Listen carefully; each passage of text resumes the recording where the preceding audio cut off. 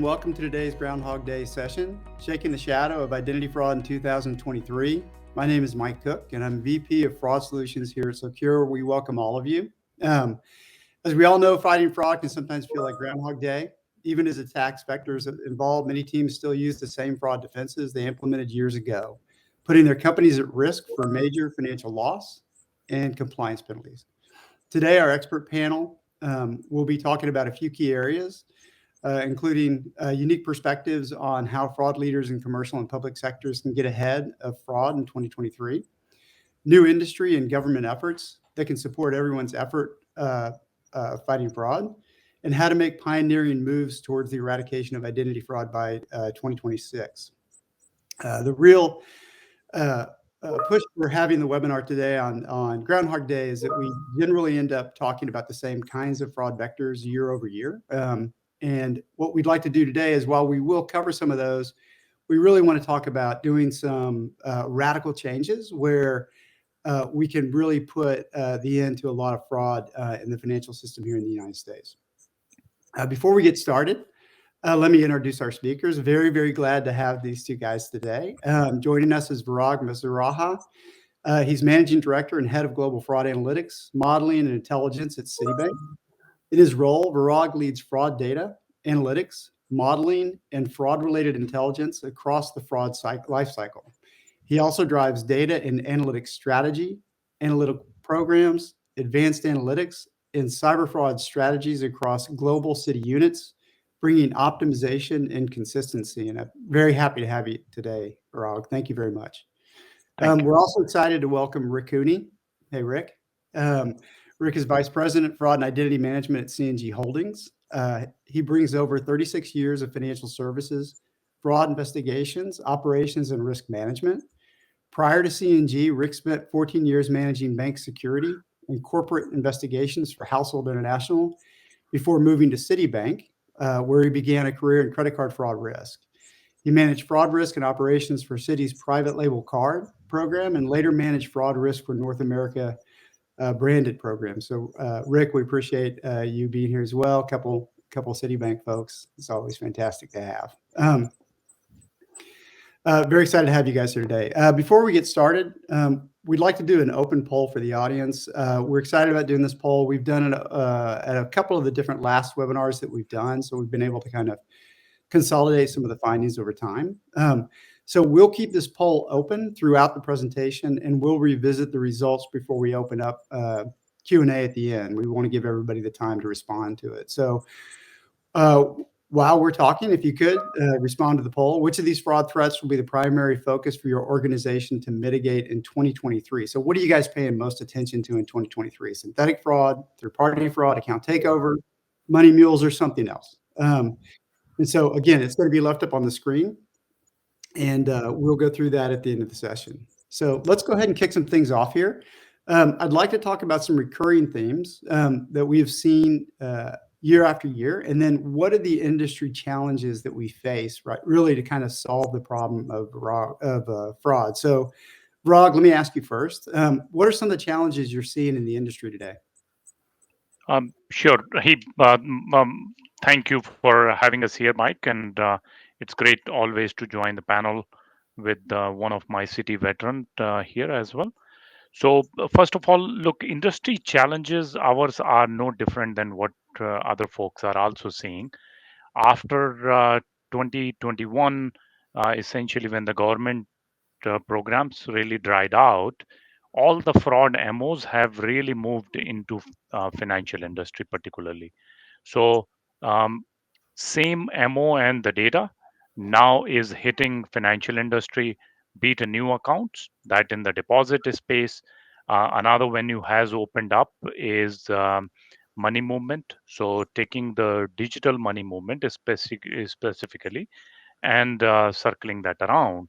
And the last part we are also seeing it is significant attack around identity theft, specifically starting with online, adding and aggregating the data, making it more richer, and going after heavy dollars, and either it through deposit or other lending businesses. So that's something what many of us are experiencing. Great. Thank you. So, and Rick, I know you share some of the similar thoughts, but I know that you also have some different thoughts, right, with your experience. And so, what do you think some of the challenges are that the industry is fighting today? Again, thanks for having me, Mike, and it's a pleasure to be here. Um, the first thing I would say is the notion that we can somehow beat fraud is flawed. We never will. We never have. It's done nothing but escalate for the past 40 years.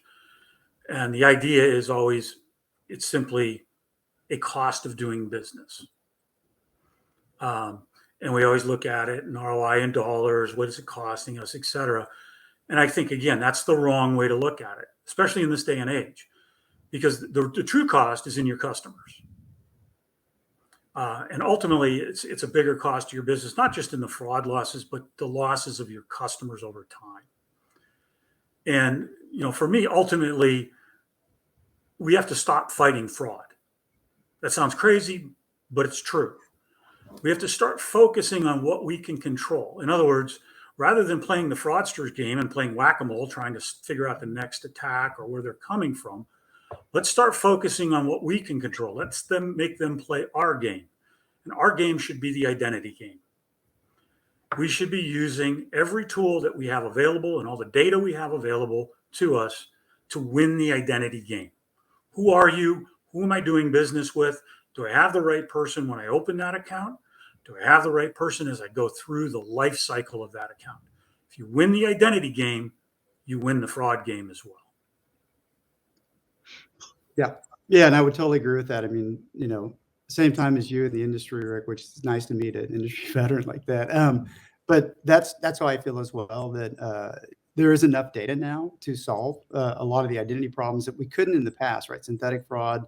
When we first moved into a virtual environment as well, I looked at that and thought that that would be worse for us. But now that we have IP data, we have device information, if we can, behavioral characteristics from the phone itself or device, actually lends us the ability, even in a online environment, to fight fraud or attack fraud in a different way to kind of go along with your talk. So, Virag, what would you propose, right? Because one of the things that we wanted to do with this webinar is talk about some radical things that maybe have been discussed in the past, maybe haven't been discussed in the past, right? So we want to talk about some radical changes that we can take as an industry, as people on the webinar that are watching. What can they do in their organizations? What can the government do, right? And so, what, from your perspective, are some of the things that you think we could undertake in the next year or so to really take a big chunk out of fraud that we're seeing? Yeah, so actually, Mike, I'll first answer the question which you have put it out there. What would be the radical change that we are proposing? First of all, radical change that I'm going to refer is here more of a wish list than what the incremental that we are trying to make. As Rick also mentioned, the notion that we can beat out the fraud is just flawed, right? It's not going to be there. Financial incentives are too large to really stop them. What we can do is really put out some hurdles, and that hurdles will slow them down to a degree. It will stop them and make them go away to a certain degree. Now, look, the platform is tilted against us in this case. There is an asymmetry here. Asymmetry is in the sense fraudsters are not will not have this notion to stop the fraud or bring it to the halt unless and until we are playing in the playing field, which means the fraudsters are brought to justice. And let's accept it. Government agencies might do something, but not radically different than what they are currently doing. Um, there has to be some sort of industry pressure to um, bring those fraudsters to justice. And unless that goes on, we'll continue to see the fraud attack increasing. Now, that until that happens, we can also do certain things, as we said, lay out more hurdles, and we'll answer it a little bit more in detail. Is that identity solution which actually Rick referred to? I can elaborate more on how that steps can be taken to aggregate the data various elements of behavioral, non-behavioral, digital footprints, as well as any other biometrics footprints that we have to create a customer identity and in a way deterring fraud by identifying what is the false identity. So our wish list here is that more government agencies actually take a notice in a way to create somewhat a plain level field. In the interim, we can still do as an industry something, and that's what we'll continue to focus on. Great. Yeah. And you had mentioned data sharing, right? I mean, I look at data sharing and for years, we've kind of stayed in our box, right? From a fraud solution provider like Secure, right? Where we really look at applications that are flowing through, right? But we don't pull in transactions data. And the transaction guys that are trying to stop fraud, they're looking at transaction data, but they don't generally pull in identity information. We don't pull in InfoSec attack vectors. We don't work with retailers to see what kind of fraud they're seeing. We generally don't look at marketing, right? Marketing has a lot of information on identity information. So I look at data sharing and think we as an industry can really explode that, right? As long as we can get the right privacy protections in place, as long as we can have the security in place, as long as government allows that data sharing. But I look at data sharing and think, gosh, we can do even Secure with a very, very broad consortium of data. We could still do a better job of looking at that. So thanks, Virag. Rick, I know you've got some different ideas on a radical approach that I love. And so if you could, can you share those thoughts with the audience? Well, I've been fortunate. I came to a company that had a problem, and I proposed the solution that I talked about. I said, we're going to stop fighting fraud. They kind of looked at me like I was a little bit crazy. They said, that's why we brought you here. And I said, no. We're gonna go win the identity game, guys. Zero tolerance for fraud. Zero tolerance. We're going to go win the identity game. And we did. And we don't have fraud in our online space anymore. We don't have very much fraud in our retail space. In fact, my online space is more secure than my retail space because I have more tools. So zero tolerance for fraud at the top. I know that most CEOs and CFOs are going to look at you like you're crazy, but there's no reason why you can't. And part of it is showing the impact that fraud has on your customers, how many customers you lose, right? We're always concerned about that new customer coming in having friction. Customers want friction. Customers want to know they're protected. And we're behind the game when it comes to that. Financial institutions have been so programmed by marketing, by the acquisitions teams that you can't put friction in front of a customer, that we've taken away the single best point we have to stop fraud, which is when the account is opened.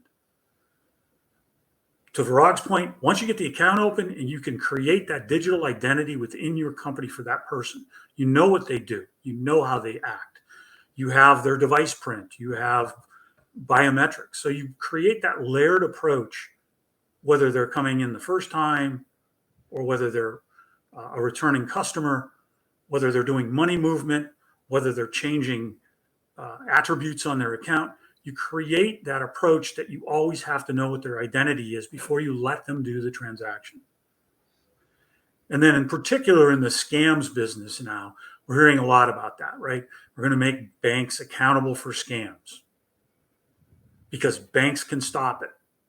Well, I'm not sure Citibank could stop their customer from being a victim of a scam because they don't have the information they need to stop that customer. However, on the other side, where the money is being moved to, if it's moved to another financial institution, they do have that capability. They can see mule accounts. So one of the things I think we have to do is put liability where liability belongs. It belongs where the money's going, instead of constantly making the customer's bank responsible. It's very similar to what happens in the card world, right? If the merchant doesn't do something right, they're responsible for the loss today in the card world. So I think that's important too. I don't think we'll get law enforcement to jump out there and really put a dent in anything. It's too widespread and it's international. We just can't get at the people that are doing it. So I think the best way to start is with zero tolerance. Build your identity platform. Use tools. Secure is a great tool. I found it to be, for me, I found it to be the best out there in terms of getting the data I need to make the right decisions. Yeah, great, and thank you. And one of the things you talked about is changing attributes on accounts, right? I know you guys are buttoned up, right? But from time to time, we talk to lenders, and sometimes they're even sizable, and they are not paying attention to when a consumer calls and changes a PII element on an account, right? It's a contact element, and so now you're going to OTP to a new cell phone that just got provided, and you didn't do any validation against that. So I do think there's so many more things that we can do in the life cycle of an account to do a better job of understanding the identity, Rick, like to your point. So I think that's exactly right. Any other comments, Rick? Well, I think, one of the things I know that you have to do on the identity side, synthetic ID is certainly still a problem. I was part of the team that worked on it a few years ago to get Social Security Administration access in real time so we could combat it. And I think that's an area that really needs to be addressed, because that is an important area that I think is still pretty wide open for most institutions. Gotcha. Thank you. Well, Rick, I knew, of course, you're going to bring up zero tolerance, right, for identity fraud. And I love and share that sentiment. Parag, we had some of the same conversations, right? And so one of the things I wanted to do is show some data here, kind of food for thought. And for me, this is really important. And I'll just give you a quick personal story. My daughter, when she was going to college, she got scammed, and it was very, very difficult for her emotionally, right? She lost $900 out of her account, which to her was all her money.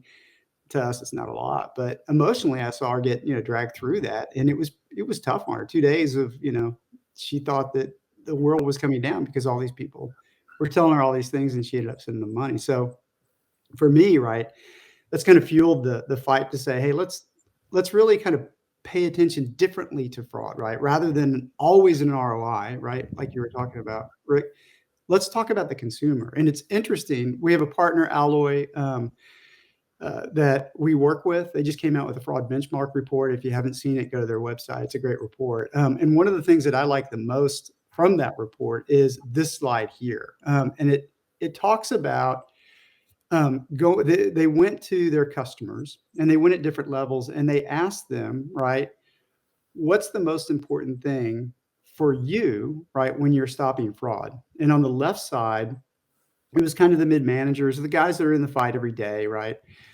trying to fight fraud, generally without enough budget. And their focus was, and this is what they're hearing, and this is what they believe, right? Their perception is, hey, look, our number one job is to stop financial losses, right?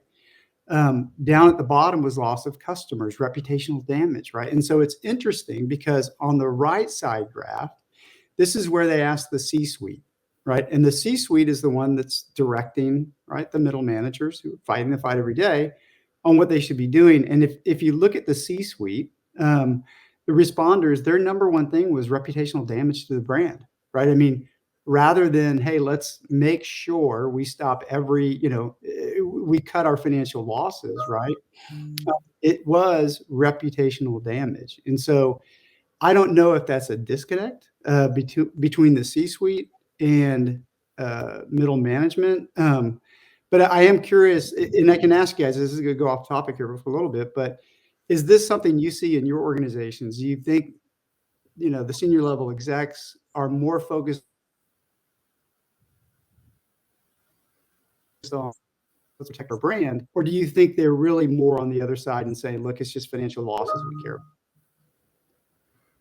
about? I can tell you my side.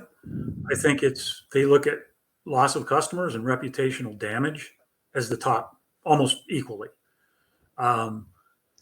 Probably direct financial loss would be down at number 5. And the other two, legal and regulatory, would be probably pretty close to neck and neck at 3 and 4. I think that's the way I look at it. That's the way I present it to them, and I think that's the way they feel about it in our company. Yeah. Mike, the way I see it is, look, it's always all about customers, right? Even having a fraud experience is also disruption to the life of the customer. So from senior management perspective, if you look at it, it's always about the customer, and sometimes it is about the fraud, sometimes about it's a friction, but getting the friction also right, right? So if you have somebody got disrupted and quickly it could be resolved through just a text, so be it.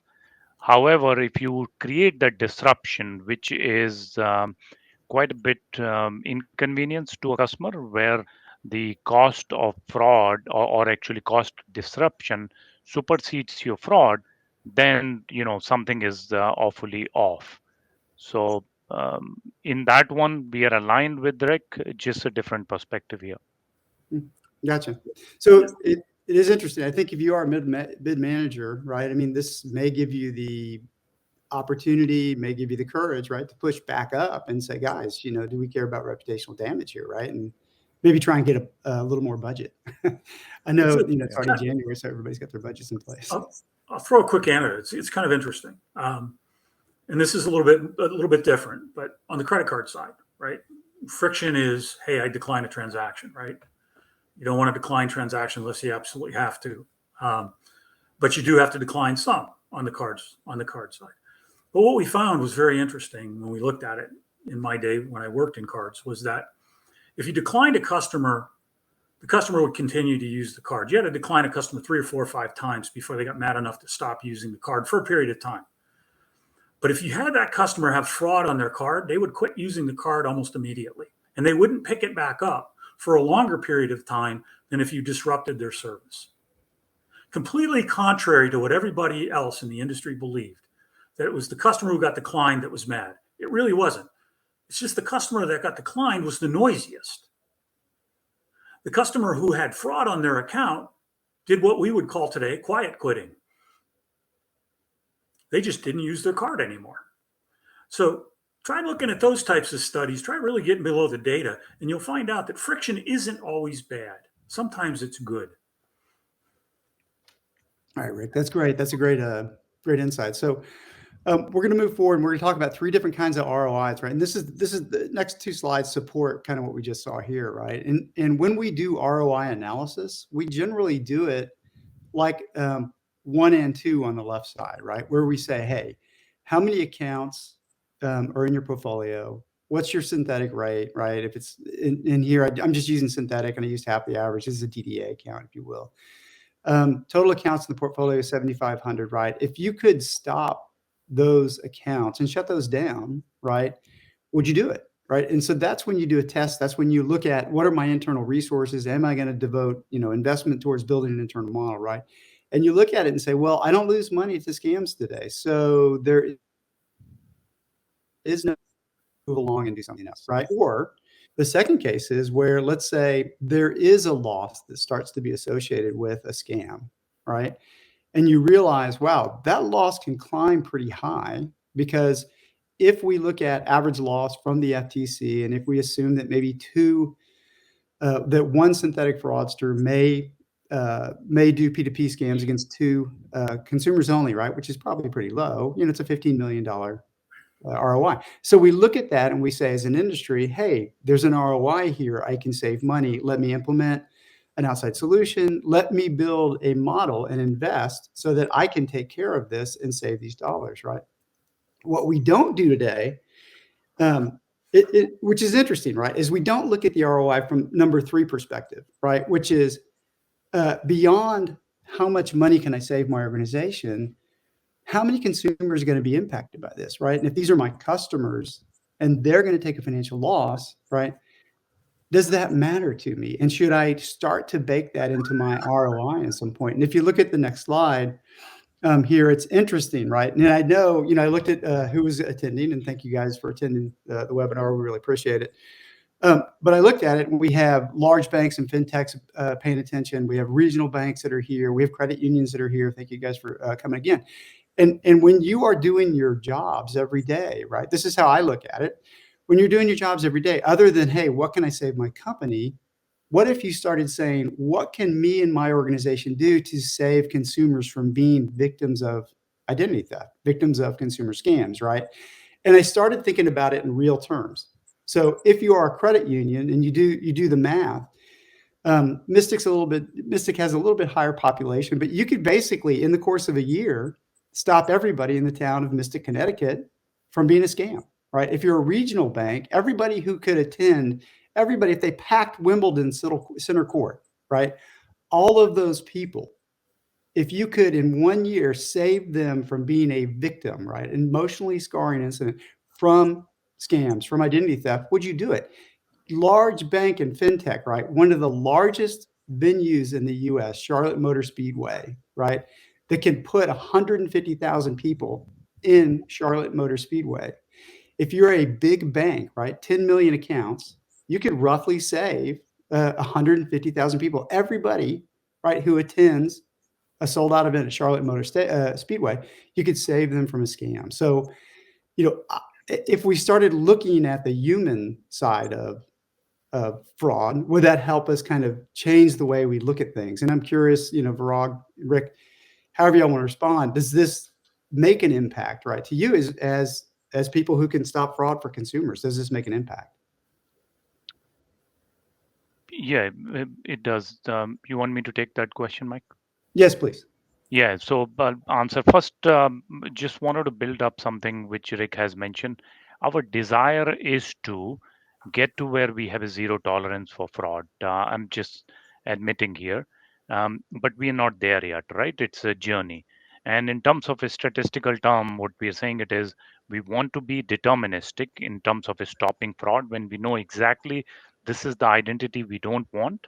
But in the interim, we are somewhere rolling between 0 and 1, which means we are more of a probabilistic in nature than being in deterministic. Just translate in terms of what I meant here is any customer interaction through the use of technology and analytics.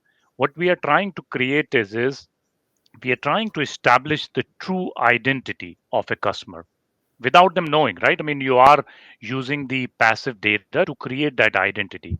And anytime there is an individual who is trying to interact with us, comparing that true identity and ruling in or ruling out, right? Essentially, that's the process which we are dealing with.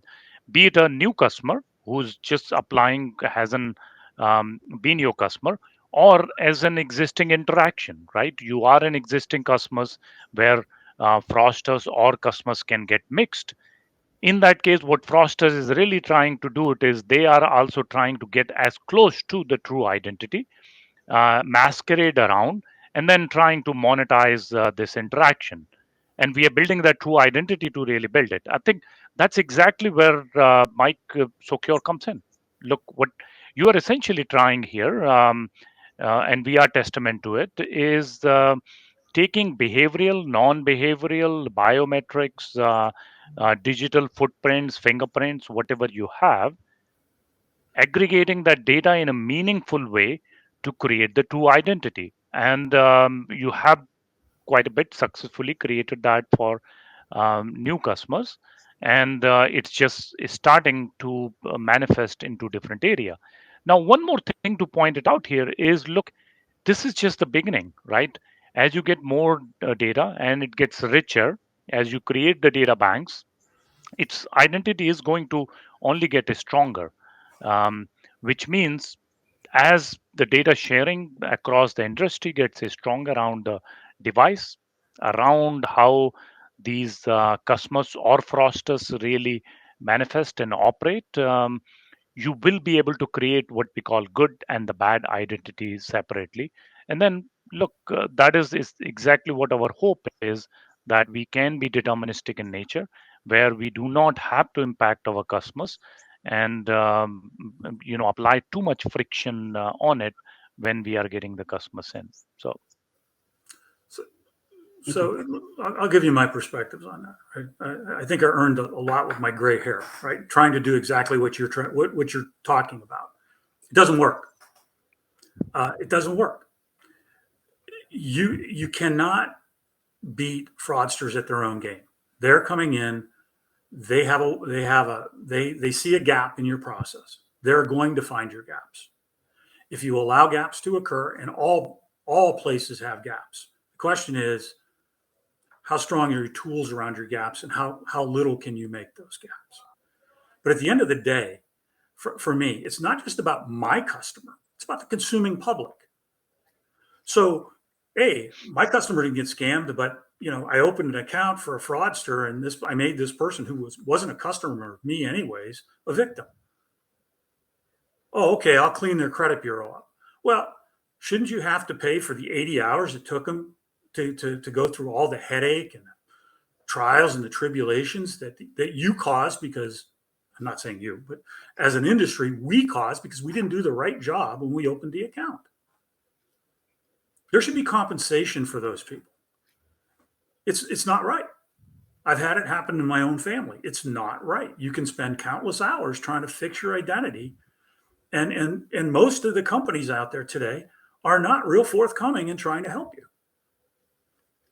Yeah. For me, as a person, as a practitioner in this industry, I feel a duty not just to my customer, but to the consuming public. My job is to keep their identity safe when it comes to my company. And the only way I see to do that is being very proactive, having a layered defense, making sure that I'm applying the right friction, the right multi-factor authentication to make sure I have the right person. If I do that and I do the best that I can and somebody gets through, it's pretty rare. And it actually works. And it can be done on any scale, I believe. It just takes some intestinal fortitude and people in the C-suite to stop looking at it as, well, they're not my customer anyways. They're the consuming public. You should protect them. I think that should be our role. That's great. And nothing better than industry giants having slightly different opinions. I love it. But it's funny, you had mentioned probabilistic, Parag. Where would a Groundhog Day webinar be if we didn't give the update on Pakistani Phil, right? Who, unfortunately for all of us, at 6:27 this morning, he saw his shadow. So we have 6 more weeks of winter, which is exciting. He's only accurate 40% of the time in the last 10 years. So, at least he is not predicting fraud. So that would not be good. So there are a lot of other ideas that we talked about that, could be considered radical, right? And if you look at these things, right, sharing. So, and you can put it kind of on this scale, right? Hey, let's share more data from the usual suspects, right? Let's share additional data from the usual suspects. Like, let's share additional data from people that we're not getting it from today and compile that into the system. Let's share data across competing solution providers, right? That's a radical idea. Nobody's considered doing it. We're all very competitive with one another, but oh my gosh, if you could put all that data together, what would that do, right? Can we change laws? Can we even, look at first-party fraud and consider it real fraud so that maybe we can not have to worry about putting that in the FCRA bucket and giving it the ability to go through some verification with the consumer?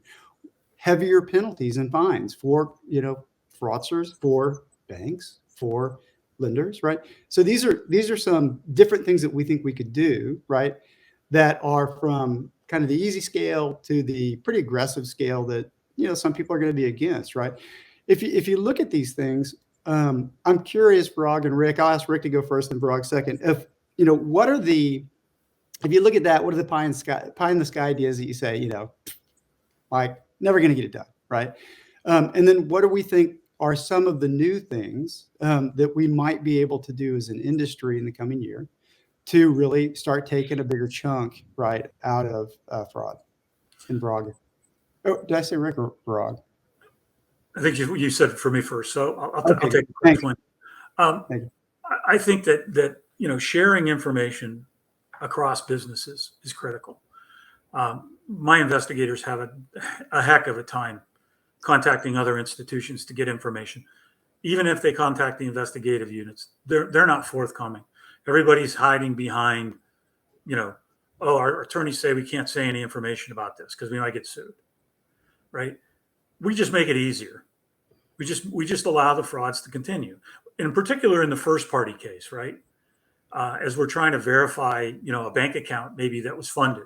Who owns it, right? Does my customer really own this account? Oh, I can't tell you that. Well, I'm giving you the name. Can you tell me whether the name? Can't tell you that. That kind of stuff is, for me, I've got a fraud claim from that consumer. That should supersede. We should have a process where if a fraud claim is put in, and we can demonstrate we've received it from that consumer, that we get to share information across financial institutions. That to me will go a long way to helping at least the investigative side of the business do better, detect fraud rings, as you said, share information. I know there's industry circles and industry groups that people belong to. They share information, but that's at a very, it's almost too granular a level. But when I look at this, the other thing I would say when I look at this, absolutely the fines and penalties, there has to be something, and we have to find a way. And I think Varag, you mentioned it earlier. We have to find a way to incent law enforcement to go after these people. I don't know how to do that. Maybe pressure on the industry, but we have to find a way to do that because you've got more of a chance being hit by lightning than you do getting prosecuted for committing white collar fraud in our society today. Yeah. Mike, I would say all the above. Look, I mean, ultimately, the way to fight fraud is increase the scale or for fraudsters to make it tougher for them. Have some sort of accountability on the fraudsters, and accountability is bringing them to justice, right? Suppose that doesn't happen because that's a government agencies will continue to put the pressure, but they will always have more cases than actually they can solve for. In the interim, look, it's about the creating the passive identity which I referred to, which means you are collecting the information and becoming more like a Google, right? And creating that identity where you can decipher good from bad more effectively. And hopefully we can get where Rick is already there, is probably have a zero tolerance for fraud. Currently we are somewhere between 0 and 1, right? So Great. Well, thank you. I think we probably have the poll response back now. Thank you to everybody who responded in the poll response. For those who didn't, you're terrible people. Not really. But so we're going to look at, if you look at this, right, third-party fraud, 31%, synthetic, same thing, right? Account takeover, 31%. Wow. Those numbers are oddly together and may just show that there was a small number of people who responded to this. Something else, 7. Money mule activity, 0. It's really interesting. So we have done this several times. We probably got over 2,000 responses to the survey. And generally what we see is synthetic fraud tops, third-party fraud is second, right? Account takeover follows that. Money mule is fourth. And then something else is last. So it's interesting that we are seeing kind of a change in this population. Not surprised, but the one thing that always gets me, right, is whenever we do this, money mule activity comes out. I think this is the lowest it's been at 0%. It came out once before at 2% in a government webinar that we did. It was 6% once before in a broader commercial one. And I look at the frauds that's facing us today. And I even look at, the regulatory kind of pressures that are coming from the CFPB on P2P and, pushing those losses back on the bank. And I am surprised every time when we do this, money mule activity is lower. And I honestly think money mules are going to be probably the number one focus towards the end of this year. And for 2024, I think we're going to see money mule trying to stop them, trying to understand them, trying to model better, right, to detect not just the mule, but also who's truly doing first-party fraud, second-party fraud, who's a victim, right? And so I think there's a lot more intelligence we need to gather there. But, for me, that's always striking. What do you guys see here? Parag, any surprises? Are these the priorities you guys have? No, not much surprises, but let me see how I can interpret these data, right? When I was looking at this questionnaire, I was also struggling is what is my biggest worry versus where I'm having my most losses. I think money mule, as you said, what happens is it's a mule, but ultimately it does result in losses either first party and third party. So I'm assuming that's how people have answered the question. Look, for most places, I would say third party is still the biggest chunk of the money in terms of losses. But what happens is over time, it's in a stable bucket that you have. If you look at it in terms of biggest worry, it is one something which has the highest volatility and something that is on a highest trajectory to growth.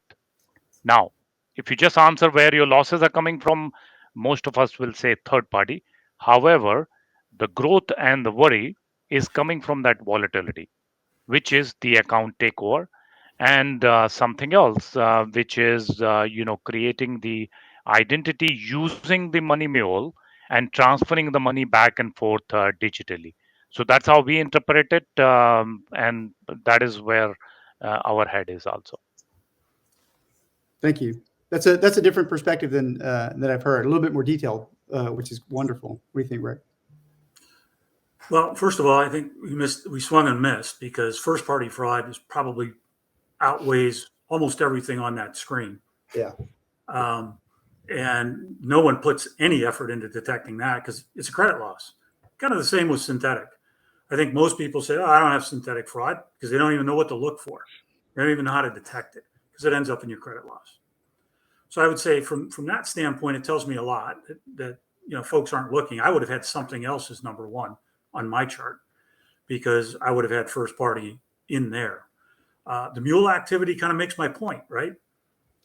You're not going to lose any money if you have the mule account. The consumer loses the money, not you, right? And usually the mule account is a fake account in the first place. It's somebody's stolen identity to create the mule account, because of course nobody wants to turn down a deposit, right? Nobody wants to make sure I'm getting the right person when I'm doing a deposit. So that's why we have so many money mule accounts. And if you say, nah, come on, that's not really what happens. It's exactly what happens. Most startups, most fintech banks out there today, the last thing they're worried about is the identity of a person opening a checking or savings account. They're trying to get as many as they can. And that's where those mule accounts are coming in. And that's why we have to shift where that liability sits. That liability has to sit on the account, the mule account, where it was opened, and they should be responsible for the loss. That's my opinion. That's what this screen tells me. We're not fighting the right things. We're fighting fraud. We're not fighting identity. Gotcha. And we at Secure, we see a lot of high growth companies, right? Especially prior to kind of this economic downturn. And, there was always a lot of internal struggle, a lot of difficulty with, hey, we want high growth, there's fraud. We want high growth, there's credit losses, right? And so I think being put in that high growth bucket, right, and having to show increase in deposits, having to show increasing customers, right, even if it's not financial services, you do tend to kind of take some shortcuts. And so, Rick, I appreciate that, and I agree with you. I think we've got time for questions. So hopefully we've been receiving some questions here over the course of this. So I know that we've got one here. Corey, I don't know after this one if there's others, just kind of, I don't know how you're going to pipe those in, but let me read this first one, and then Virag and Rick, if either one of you guys want to take it first, just go with it. So first question is, with a number of these changes dependent on external factors, what can be done now? So basically, rephrase the question of the person who asked.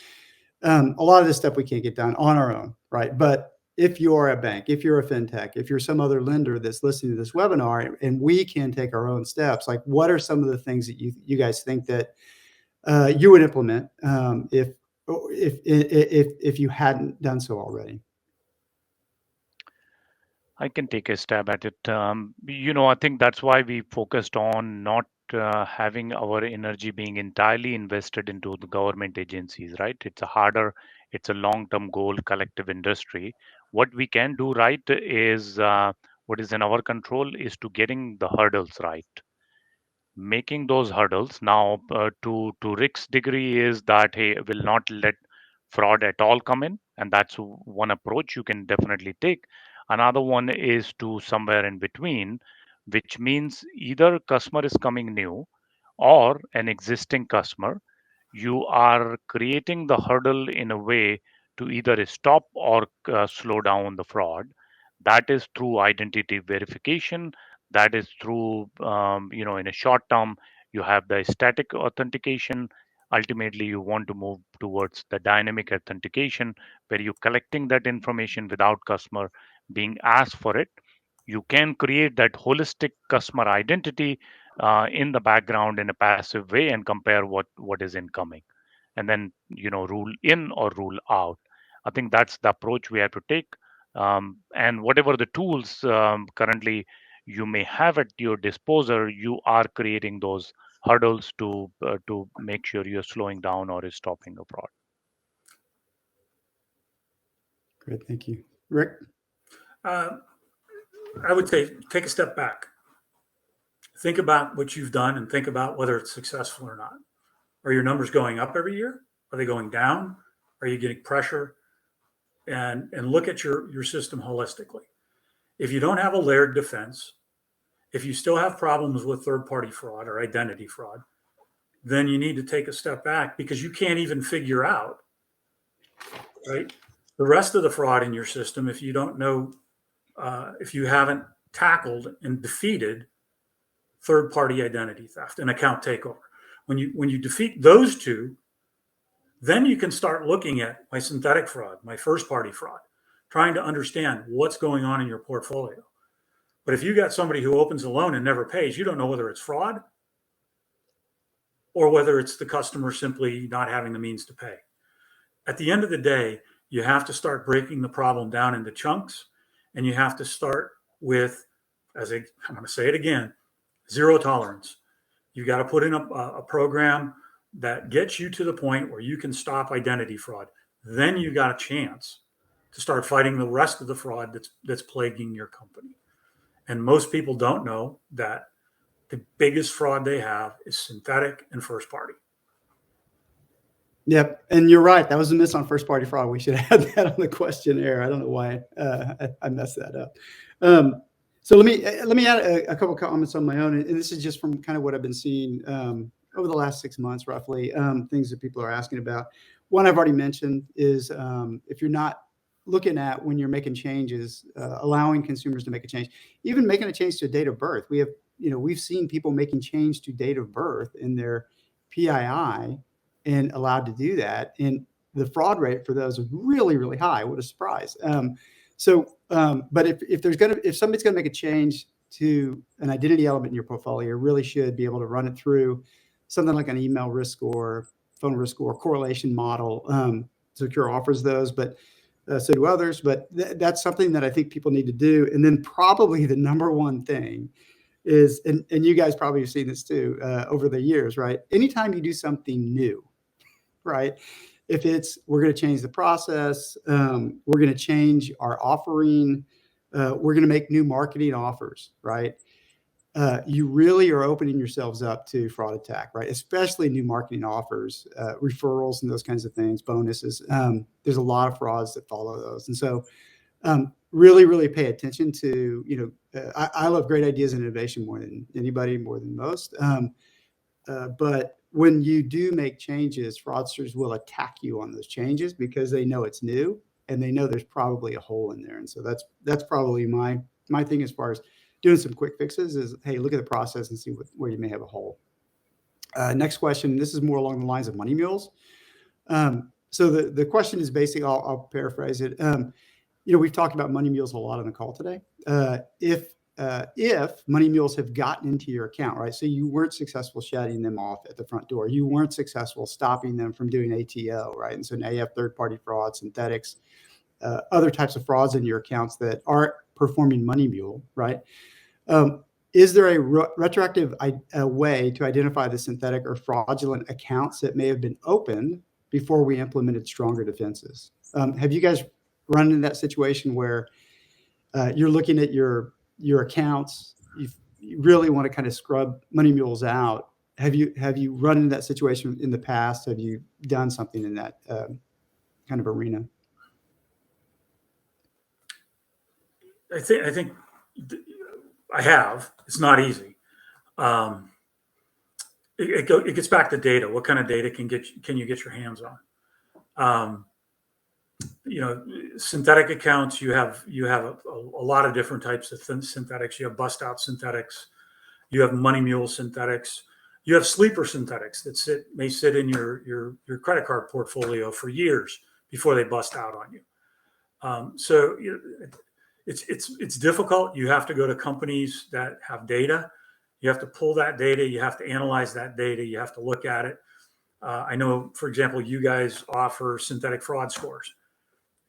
You could potentially take your existing customer base, run it against a synthetic fraud score, see what you get. See if you got some high risk. If you got some things that look high risk, go take a look at the activity on the account. Is it just sitting there with nothing happening, and then all of a sudden it ramps up? You might want to think about putting controls where, when accounts aren't being used and all of a sudden they get used at a high rate of activity, those are the types of things to look for that I can think of. Overall, anything to add?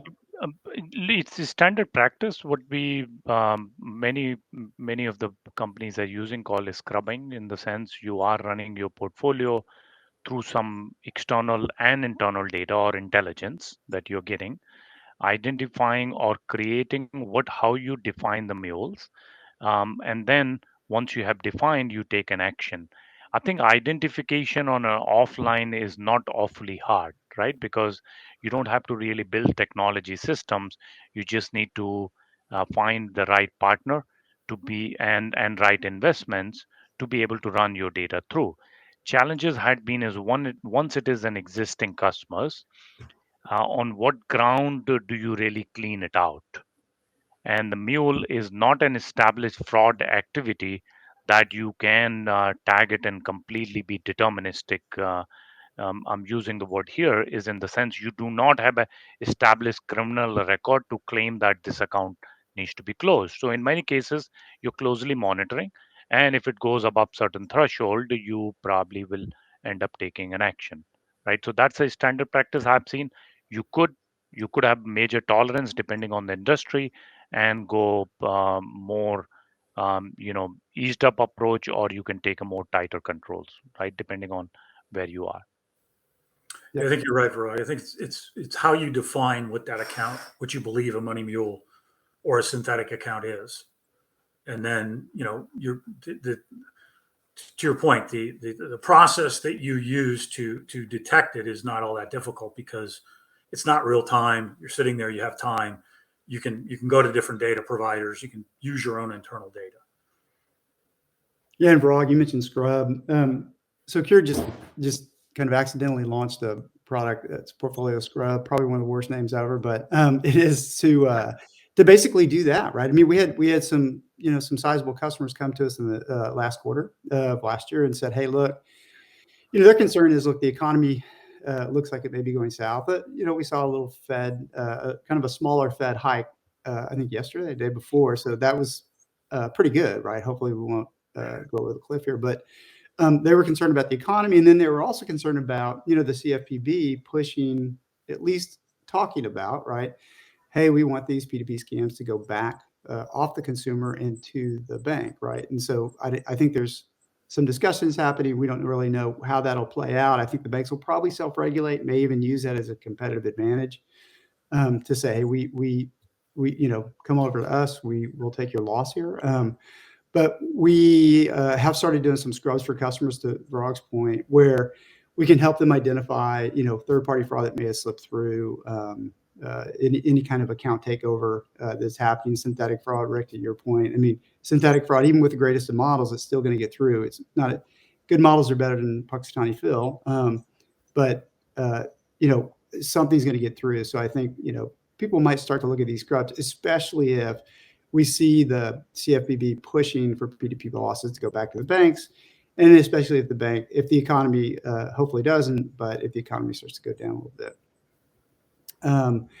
So we've got about 4 minutes left. I don't know. There's a couple more questions here, but I think rather than getting into that, what is the importance of data and reporting in fighting fraud? So let's do speed round.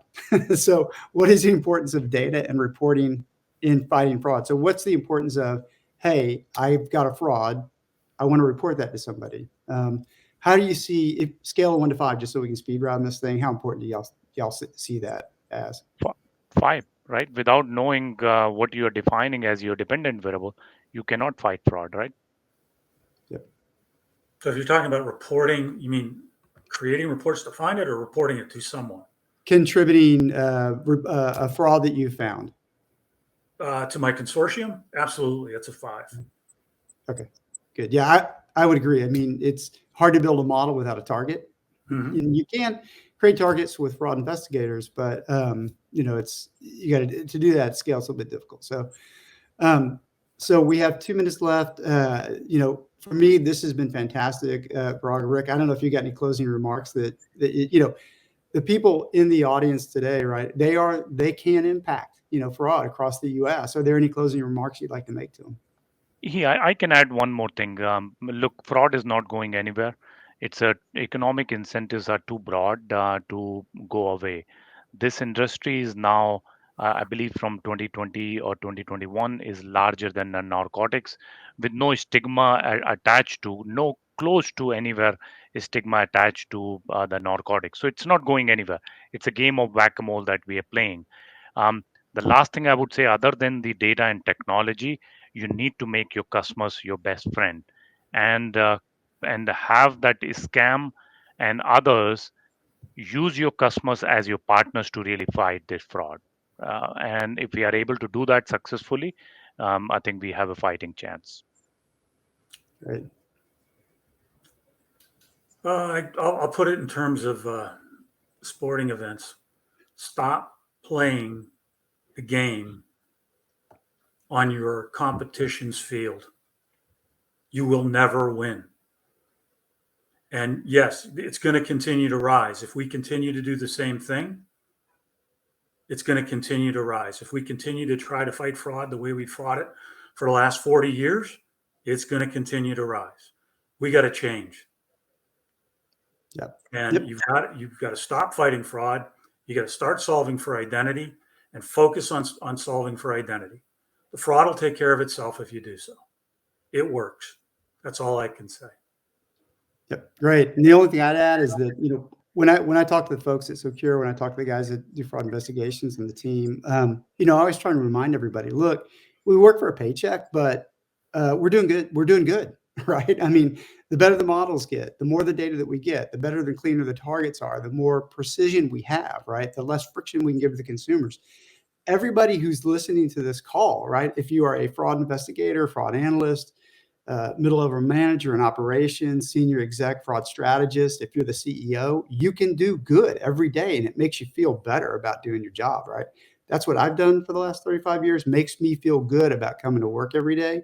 So I hope everybody who's listening to the webinar, take that away, that, look, you're doing good every day. Yeah, we're making paychecks, but you're doing good every day here for consumers. So Parag and Rick, thank you so much for joining me. I have enjoyed the conversation with you guys. Much respect. And thank you again for participating. Really appreciate all the webinar participants. Thank you, guys.